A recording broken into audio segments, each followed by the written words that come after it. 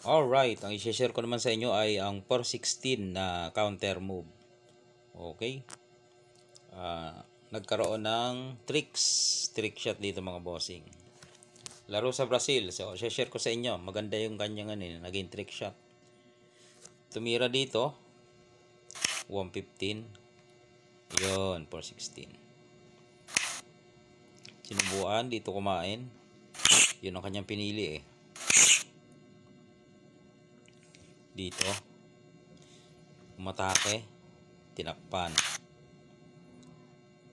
Tumira dito 7-2. Yan, may mga numero mga boss. Dito lang 3-14. Nagpakain, then kain siya ng 15-3. Kain naman ng abante. Okay, so yung pula hindi siya makatira doon kasi papakainan dito.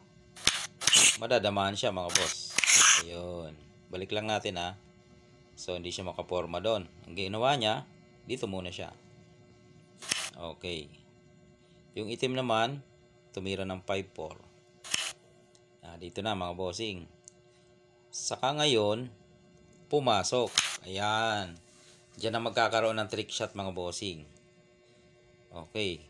Ano ang tira ng itim? Talo na itong pula mga boss. May magko-comment 14-15 at 2-15. Pag 2-15 kasi tinira mo, hindi ka naman dadama dito eh. Hindi ka naman makakadama dyan. Bakit? Tingnan mo ha. Pag yan ang ginawa mong solution, kakain lang yan ng dalawa. Hindi ka naman pwedeng kumain ng dalawa kasi tatlo ang kakainin mo. Yun. Di ba parehas lang pyesa? 3-6-7, 2-4-6-7, di ba? Parehas lang. Kaya hindi yun ang hinahanap nating magandang tira ng itim. Siniguro niya ng 115 eh. Yun. So ano ba ang magandang tira? Ito mga boss, ang magandang tira dito, ito, medyo malalim ha.